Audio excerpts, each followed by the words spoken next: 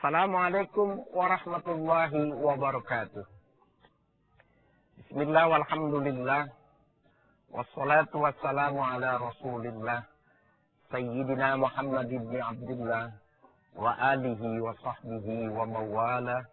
La hawla wa la quwata illa billah amma ba'du. Rabbi alimni ilman yuwafiqu ilmak. Wa ujid lana lisana sidqi fi ibadik. Para pemirsa, jumpa kembali dalam tayangan kesayangan kita, Riyadhus Shalihin. Kumpulan hadis-hadis sahih, hadis-hadis hasan sekurang-kurangnya. Hadis dari Nabi besar Muhammad sallallahu alaihi wasallam. Kalau saya pernah mengatakan pada episode-episode yang lalu, saya ingin mengatakan kembali karena bisa jadi pengulangan kata lebih mempertegas,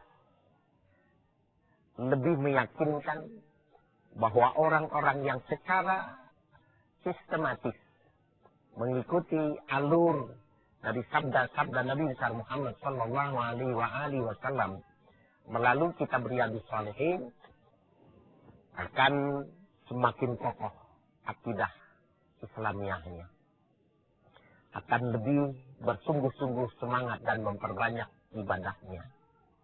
Dan orang secara bijak, arif dalam mensikapi ketika melakukan muamalah. Tiga hal tersebut akan terbalut dengan akhlak yang mulia, akhlak yang karimah, menyebabkan orang Islam tidak sama dengan orang-orang yang non-muslim. Kalau saja ada orang Islam yang dipertontonkan, yang ditunjukkan, yang menjadi ciri rajin beribadah, maka kebaikan Islam tidak menjadikan sebuah cerminan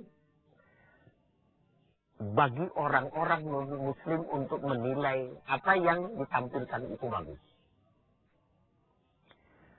Kalau ada orang yang akidahnya kokoh, lurus dalam memahami akidah Islamnya, maka Islam tidak akan terlihat, tidak ada pamor keindahan, kehebatannya Islam. Tetapi ketika Islam ditampilkan dengan akhlak karimah, kemuliaan-kemuliaan dalam sikap, budi yang luhur dalam perilaku, kemuliaan-kemuliaan ketika berinteraksi sosial. Akhlak yang mulia ini yang menyebabkan Islam itu bagus bukan dalam pandangan muslim, tetapi bagus dan indah, menawan untuk orang non-muslim memberikan atensi dan perhatiannya. Pemirsa, kenapa tidak bahwa kita menghiasi diri kita dan jadikan yang terdepan pada kehidupan kita akhlak karimah. Nah, pada kesempatan ini kita akan masuk pada sebuah hadis yang kedua yang masih berbicara tentang al-hassu ala ziyadi minal khairat. Dorongan motivator untuk orang menambahkan, meningkatkan kebaikan-kebaikan fi awakhiril umri, pada akhir-akhir kehidupan, akhir-akhir umur seseorang. Kalau saja dia tidak bisa menduga kapan dia akan kembali kepada Tuhannya. Tetapi ketika ada sebuah anjuran, bahasan yang semacam ini, maka orang yang baik, dia mengatakan, akhir yang tidak diketahui, memberikan sikap untuk selalu memperbaiki diri dalam rangka mempersiapkan sesuatu yang pasti akan terjadi. Ada sebuah hadis yang menjelaskan bahwa bila kalian ingin melakukan satu sholat, jadikanlah sholat itu dalam pandanganmu sholat yang terakhir. Orang man la yazunnu annahu yarji'u ilaiha, Orang yang tidak menduga lagi bahwa ia bisa melakukan sholat. Kalau kita ingin sholat, angkat sebuah pemahaman dalam hati, ini adalah sholat yang terakhir. Kalau dia ingin bersedekah, maka dia menggairahkan, membangkitkan bahwa ini adalah sedekah saya yang terakhir. Kalau ia harus melakukan ibadah haji, maka dengan niatan ini haji saya yang pertama dan yang terakhir. Kalau itu yang menjadi al-hassu fi nafsi, pendorong gairah yang semacam itu, maka persikapan itu yang menyebabkan dia berhati-hati dan memperbagus ibadahnya. Tetapi ketika dia melakukan sebuah kewajiban, sekarang kurang bagus, bisa jadi besok saya lakukan lebih bagus. Tidak akan sama. Kalau saja ini bisa mewarnai pada keseluruhan lini kehidupan kita, aspek-aspek kehidupan kita. Ibaratnya seorang pekerja yang selalu diperhatikan oleh mandor, maka pekerjaannya seluruhnya baik, seluruhnya bagus, menarik. Kenapa tidak para pemirsa?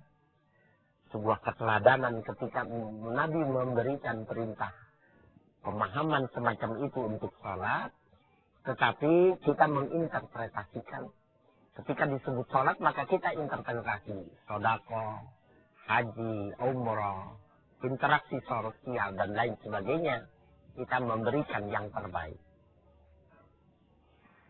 Man la yazunnu annahu yarji'u ilaiha. Orang yang tidak menduga bahwa ia bisa mengulang lagi perbuatannya, itu menjadi akan bagus kalau saja dia selalu mengawalinya pada setiap perbuatan-perbuatan yang ingin dia lakukan. Kenapa tidak? Kalau saja kita sedang mengkaji tentang Riyadhus Shalihin, kalau kita ingin mengatakan ini jangan-jangan adalah pelajaran kita yang terakhir, maka kita akan lebih serius lagi. Biar lebih serius setelah yang berikut lagi.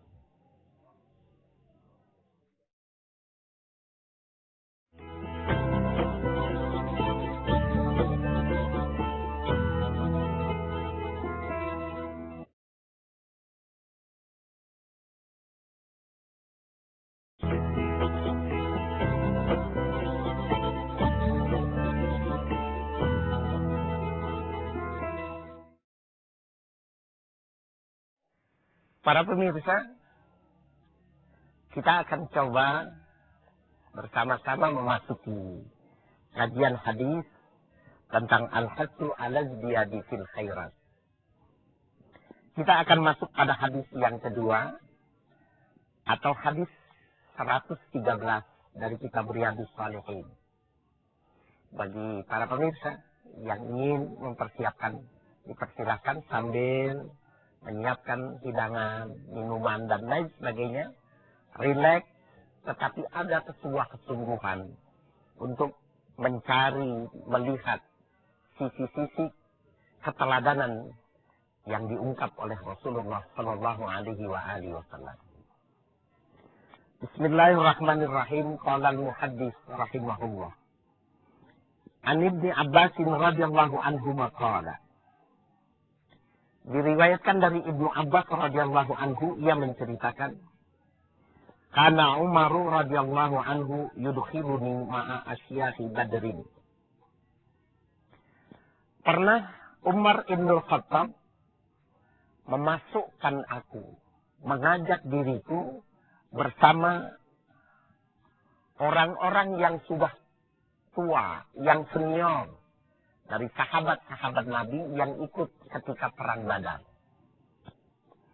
Faka'anna ba'dahum wajada fi nafsihi. Seakan-akan di antara mereka itu ada yang merasa kurang suka. Wajada ghadaba fi nafsihi. Ada perasaan kurang suka ketika Umar membawa aku ke dalamnya. Ini pengakuan dari seorang sahabat yang junior dalam umur tetapi punya kapasitas keilmuan yang sangat luhur. Faqala lima yadkhulu hadha ma'ana walana abna'un mislu. Hai Umar, mengapa kau hajat anak muda ini bersama kami? Padahal kamu punya anak-anak ya, yang setingkat, yang sejajar, yang seumur dengan Abdullah bin Abbas ini tadi. Pertanyaan ini, pemirsa, menjadi pertanyaan yang sangat manusiawi ketika orang-orang yang tua sedang berbicara dalam sebuah pembicaraan yang serius. Kalau datang anak muda, orang tua itu akan merasa, kenapa mesti anak muda ikut di sini? Kalau saja pantas mereka mengatakan, tempatmu bukan di sini. Tetapi kan yang senioritas dalam persahabatan, tidak tahu persis kapasitas keilmuan dari anak muda yang diajak oleh Umar bin Khattab ini. Siapa yang tidak kenal dengan Abdullah bin Abbas? Anak muda yang punya intelektual dan kecerdasan super pintar. Mampu menghafal Al-Quran, menguasai ribuan hadis dari Nabi besar Muhammad sallallahu alaihi wasallam, dan berkat doa dari Rasulullah sallallahu alaihi wasallam, Abdullah bin Abbas ini anak muda yang diberikan kelebihan mampu menalar, menafsirkan, mentakwil dari firman-firman Allah Subhanahu wa taala. Itu barangkali yang menjadikan Sayyidina Umar ingin mengajak anak muda ini untuk diperkenalkan kepada yang senior dalam rangka menggali sisi-sisi keilmuan yang belum pernah mereka menjumpai atau ada masalah yang mereka belum mengerti. Faqala Umar, maka Umar berkomentar ketika yang senior mengatakan, kenapa anak muda dihadirkan di sini? Sayyidina Umar mengatakan, innahu man haitsu alimtum. Sesungguhnya anak muda ini adalah orang yang lebih mengerti, yang punya kapasitas keilmuan yang lebih. Fada'ani dzata yaumin fa'adkhalani ma'ahum. Beliau menceritakan Sayyidina Umar mengundangku pada suatu hari dan mengajaknya kami bersama mereka. Sahabat-sahabat yang pernah berjuang ketika perang Badar itu. Fama ra'aitu annahu da'ani yawma idzin illa liyuriyahum. Tidaklah aku memandang saat itu Sayyidina Umar mengajak diriku kecuali liyuriyahum, ayu alimahum, untuk memberikan sebuah pelajaran, untuk memberikan sebuah tausiah kepada orang-orang yang senior. Sportivitas yang ditunjukkan oleh Sayyidina Umar ini pantas kita untuk meneladaninya. Bahwa orang yang tua dari sisi umur belum tentu menunjukkan ketinggian dalam soal keilmuan. Bisa jadi orang yang lebih muda atau baru beranjak dewasa tetapi punya kapasitas keilmuan yang lebih tinggi dari kita. Itu mengapa dalam soal keguruan kita tidak boleh memilih, memilah, dan menentukan guru kita harus lebih tua. Karena bisa jadi guru kita lebih muda dari umur kita. Itu mengapa orang-orang yang semacam ini pun harus diberikan penghormatan yang cukup. Penghormatan yang layak. Dan itu sportivitas keilmuan yang semestinya ada pada diri kita. Orang yang tua dari sisi umur bisa jadi muda dalam sisi keilmuan. Muda dalam sisi umur, tetapi sesungguhnya dia lebih tua ketika cara pandangnya dalam kapasitas keilmuan. Tidak harus kita berguru kepada orang yang lebih tua. Karena ilmu diberikan yu'ti liman yasha.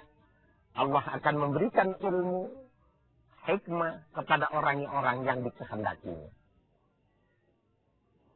Orang yang bisa memahami pada isyarat ini, sesungguhnya sudah ditundukkan kesombongan-kesombongan intelektual yang mereka punya. Bahwa anak muda yang dihadirkan ini, kau silahkan untuk menanyakan hal-hal yang kau belum tahu. Ya. Kita akan teruskan, pemirsa, setelah yang berikut ini.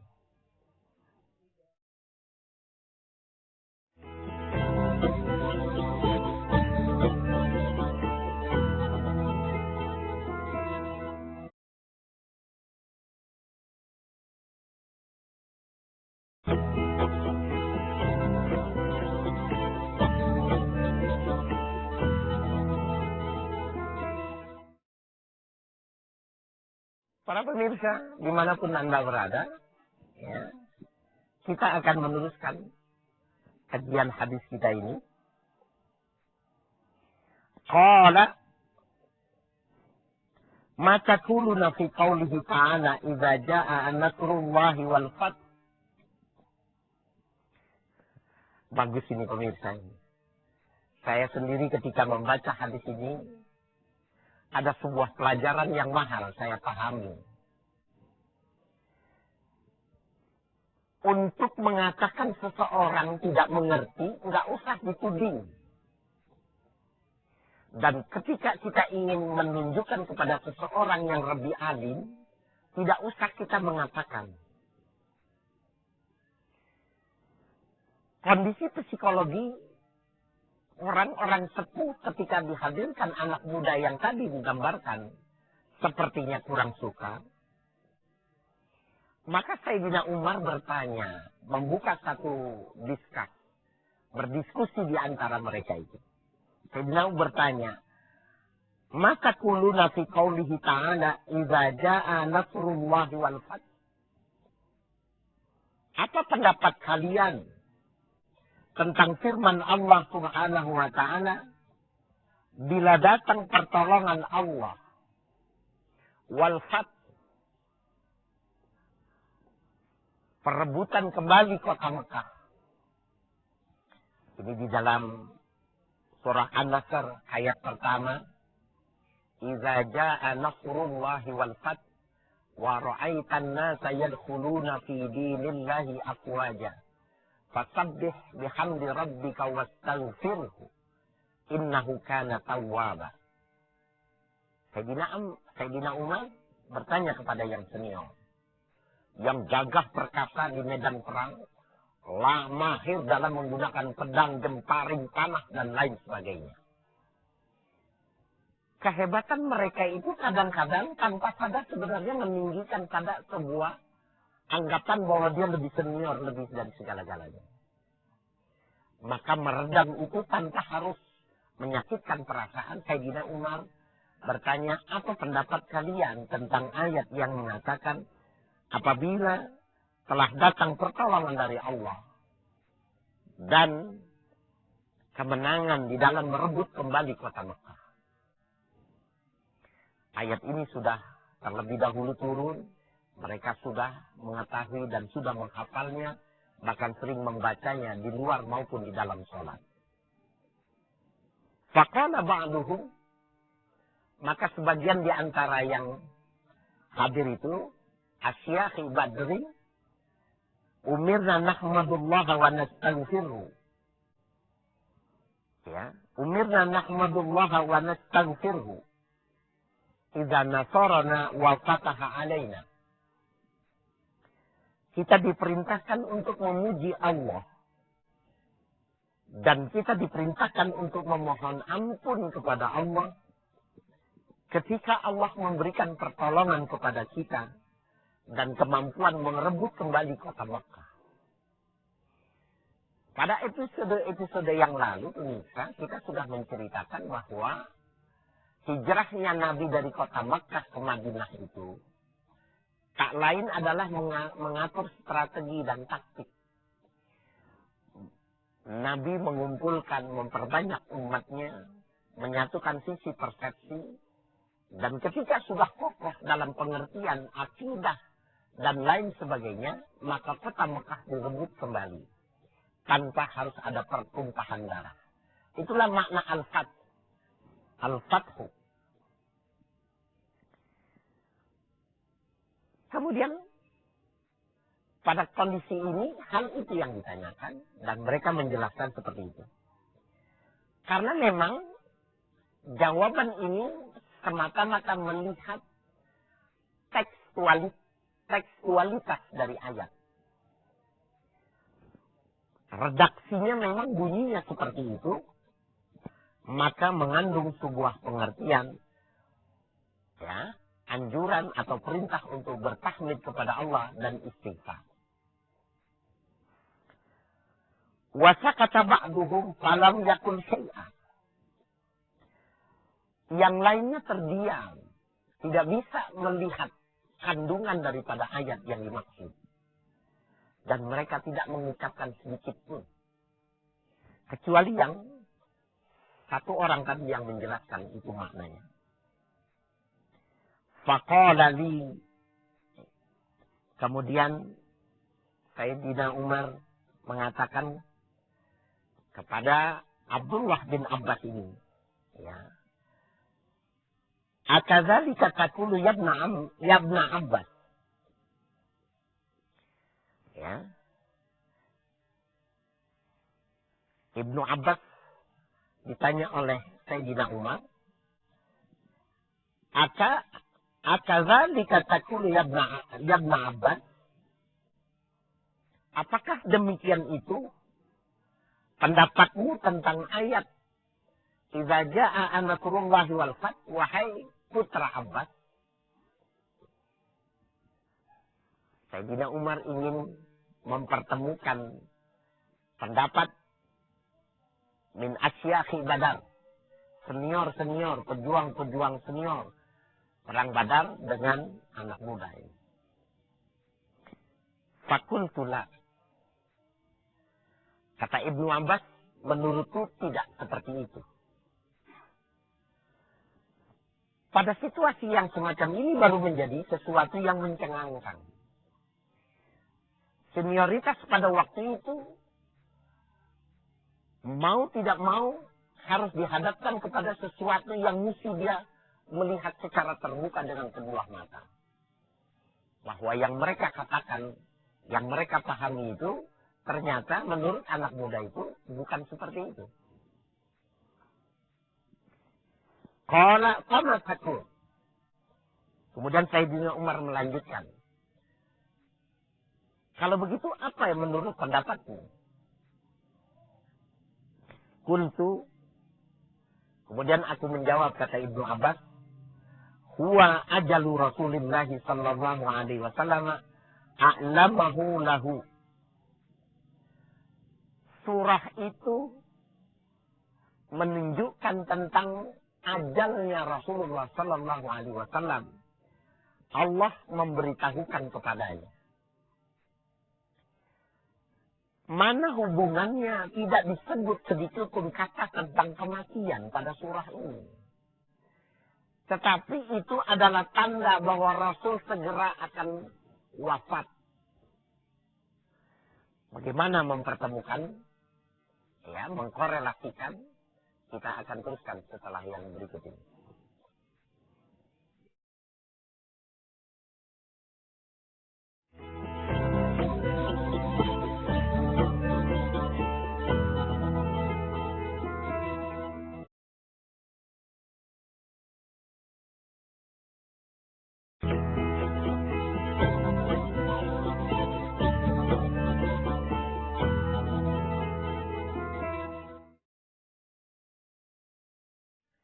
Pemirsa, ada yang menarik buat kita. Kemampuan menjelajah, kemampuan menyelam pada lautan keilmuan. Apa yang ada terkandung di dalam salah satu ayat-ayat yang diturunkan kepada Nabi Muhammad Sallallahu Alaihi Wasallam. Dan ternyata ayat-ayat yang diturunkan bukan cuma sekedar kandungan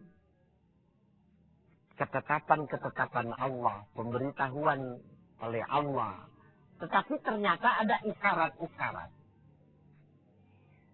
yang dapat diketahui bagi orang yang mampu masuk menyelaminya. Rasulullah tidak lama lagi akan purna tugas sebagai Nabi dan Rasul di muka bumi. Padahal redaksinya tidak ada kalimat yang menyebutkan tentang kematian. Qala, kemudian membaca Abdullah bin Abbas itu, "Idza jaa nasrullahi wal fathu wa dzalika alamatu ajalik." Apabila telah datang pertolongan Allah dan Allah memberikan kemenangan untuk merebut kota Mekah, wa dzalika alamatu ajalik. Itu adalah tanda tempo kehidupanmu di muka bumi. Akan Allah mengatakan itu kepada Nabi Muhammad. Fasabbih bihamdi rabbik. Bertasbih dan bertahmidlah kepada Tuhanmu. Diperintahkan khitab pertama itu kepada Nabi Muhammad. Wastaghfirhu. Dan mohon ampunlah kepadanya. Innahu kana tawwaba. Sesungguhnya Allah Tawwab, Maha penerima taubat. Saya ingin keluar sedikit dari tema yang sedang kita bicarakan, tetapi substansinya masih kental dengan bahasan kita. Kita sering mendengar imam-imam di masjid-masjid, di musola, mohon maaf menggunakan speaker, ada yang membuang huruf ketika membaca surah An-Nasr ini tadi. Al-Quran, bila dibuang satu huruf, maka dia tidak sah untuk disebutkan, untuk dikatakan itu ayat Al-Quran. Kenapa? Karena kurang satu huruf. Apalagi lebih dari satu huruf. Satu huruf hilang, maka maknanya akan tidak sama. Ketika tidak sama maknanya itulah, maka dikatakan dia bukan Al-Quran. Saya yakin bahwa mereka yang melakukan, yang sering kita mendengar pada bacaan-bacaan imam, yang kebetulan pada saat itu sebagai manusia ada kapasitas lupa, bahwa bacaan itu sebenarnya tanpa sadar dia sudah membuang huruf. Kita sering mendengar begini. Bismillahirrahmanirrahim. Idza jaa nasrullahi wal fath wa ra'aitan nasa yadkhuluna fi dinillahi afwaja fasabbih bihamdi rabbika wastaghfir innahu kana tawwaba. Bacaan itu membuang satu huruf. Nggak boleh dibaca wastaghfir. Karena sesungguhnya setelah kalimat itu ada domir. Huwa. Wastaghfirhu. Ini perintah. Fasabbih bihamdi rabbik wastaghfirhu. Dalam kaedah membaca, bila kita ingin membaca waqaf, makanya wastaghfir. Karena wastaghfirhu. Kalau mau dibaca waqaf. Nah ini barangkali bisa menjadi sebuah atensi buat para imam. Ketika membacanya terlalu cepat barangkali. Bahwa sesungguhnya dia tidak boleh mewakafkan tapi dengan membuang huruf. Kalau dia mesti mewakafkan, maka hurufnya tidak boleh terbuang. Kalau ragu, atau tidak bisa melafalkannya, siogianya dia membaca wasal saja.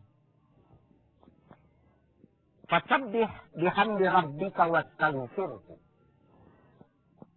Bertasbihlah, sucikanlah Allah. Bertahmidlah kepada Allah. Memujilah kepada Allah, wastaghfirhu. Dan mohonkan ampun kepada Allah. 3. Bertasbih, bertahmid, dan istighfar. Innahu kana tawwaba. Sesungguhnya Allah tawwab, yang maha menerima taubat. Ini bisa kita baca pada juz amma, ya, surah Al-Fath ayat 3. Faqala Umar radhiyallahu anhu. Maka berkomentar Umar ibn Khattab pada saat itu, ketika dijelaskan tentang itu maknanya ajal, ya, dan Asya'in Badar, senior-senior perang Badar waktu itu sudah mendengar langsung penafsiran daripada ayat itu, maka Umar mengatakan, ma'a'lamu minha illa ma takun. Tidaklah aku mengetahui yang demikian itu, kecuali aku mendapatkannya dari engkau. Sayyidina Umar pun jauh lebih senior dari sisi umur. Dan dia mengatakan keunggulan, kelebihan daripada Abdullah bin Abbas ketika dia mengerti maksud isyarat-isyarat daripada surah. Walaupun tidak menjelaskan tentang makna kematian, tetapi itu adalah isyarat tentang ajal kehidupan Nabi besar Muhammad sallallahu alaihi wasallam. Seakan Allah secara mudah untuk disampaikan, Allah seakan mengatakan, bertasbih dan bertahmidlah engkau, karena sesungguhnya pertolongan Allah sudah datang, dan kau sudah bisa menguasai kota Mekah kembali. Para pemirsa, kita akan sempurnakan setelah yang berikut ini.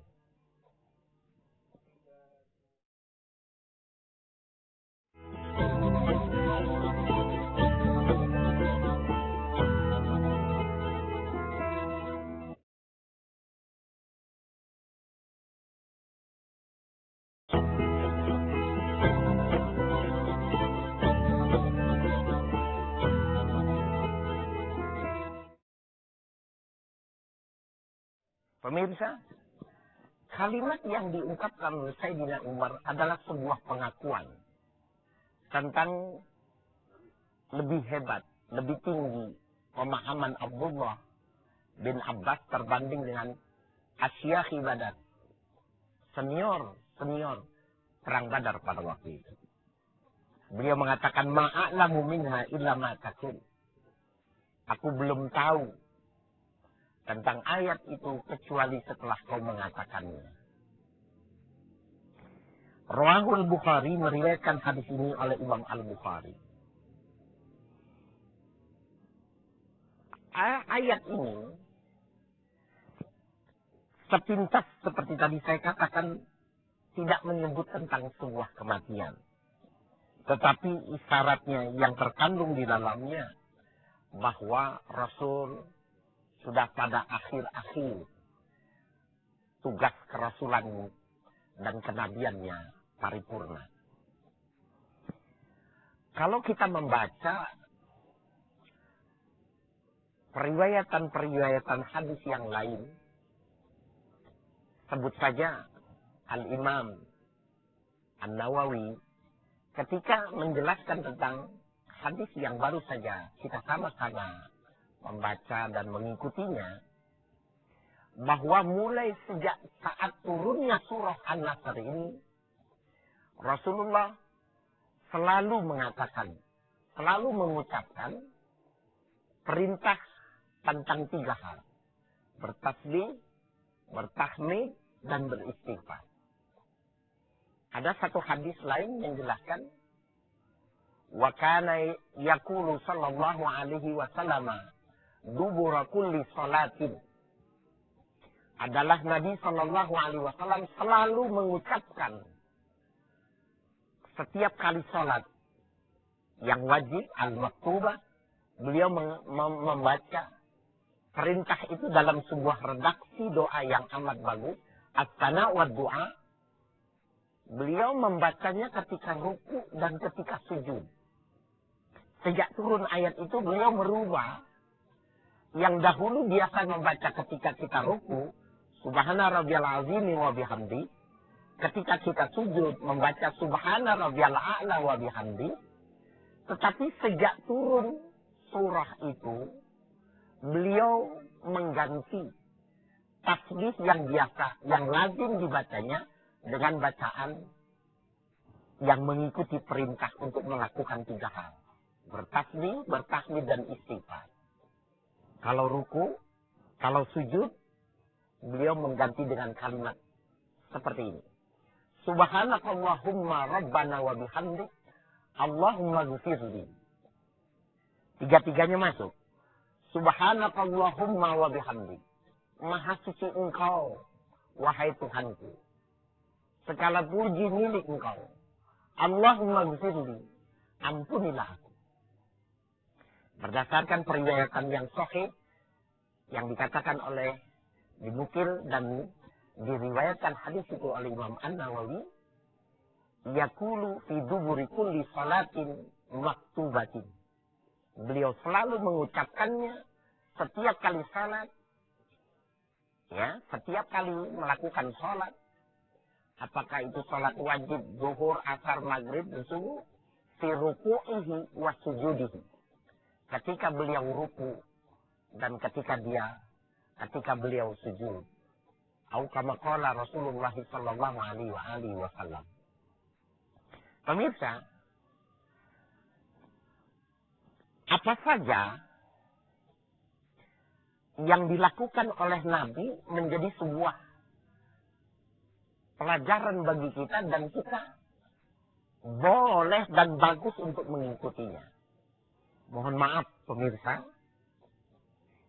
karena bahasan kita ini adalah menggairahkan orang untuk memperbanyak ibadah pada akhir-akhir umur. Kenapa tidak bagi kita yang sudah berumur untuk mengikuti, menapaki, ya, apa yang dibaca oleh Rasulullah ketika ruku dan ketika sujud. Subhanakallahumma rabbana wa bihamdik, Allahumma ghfirli. Maha suci engkau, wahai Tuhan kami, segala puji milik engkau, ampunilah aku. Jadi ada tasbih, ada tahmid, dan ada permohonan ampunan. Dan itu tidak ditinggalkan setiap melakukan sholat. Khususnya sholat-sholat wajib. Ada ulama yang memberikan sebuah ketegasan lain bahwa maqamud du'a fi shalah fi tasyahhud was sujud. Tempat kita berdoa di dalam sholat itu ketika tasyahhud, ya, tasyahhud akhir, dan ketika kita dalam keadaan sujud. Dan di dalam sujud, dalam sebuah keterangan dikatakan, ya, adalah posisi di mana seseorang hamba yang paling dekat dengan Tuhannya ketika dia melakukan sujud. Sujud bisa bermakna memang sujud. Tapi sujud bisa bermakna ketika ia melakukan sholat. Nah, ini lebih bagus. Ketika turun An-Nasr ini, Nabi membuat sebuah redaksi yang memenuhi 3 kriteria itu. Nampaknya buat kita, buat saya, buat para pemirsa dan seluruh umat Islam untuk mengamalkan ini. Karena di dalamnya tasbih, tahmid sekaligus permohonan ampun. Bisa jadi terlalu banyak catatan-catatan kesalahan kita. Para pemirsa, boleh tidak? Pertanyaannya, kita menambahkan redaksi yang sudah diajarkan oleh Nabi. Saya kasih contoh. Subhanakallahumma rabbana wa bihamdik, Allahumma ghfirli wali walidayya. Ada tambahan, ya Allah, ampunilah aku dan kedua orang tuaku. Para muhaddis mengatakan apa yang diajarkan oleh Nabi itulah yang terbaik. Karena memang itulah yang jadi pilihan buat orang kita. Tetapi ulama-ulama lain di luar dari para muhaddis, mereka mengatakan insya Allah tidak batal dan diperbolehkan karena konteksnya masih dalam konteks memohon ampun dan mohon atas segala kesalahan. Mudah-mudahan bermanfaat buat kita bersama. Kita bisa mengamalkannya. Kita akan jumpa kembali pada episode Riyadhus Shalihin yang akan datang. Subhanakallahumma rabbana wa bihamdik. La ilaha illa anta astaghfiruka wa atubu ilaik. Wa sallallahu ala sayyidina Muhammad wa alihi wa sahbihi. Walhamdulillahi rabbil alamin. Wassalamualaikum warahmatullahi wabarakatuh.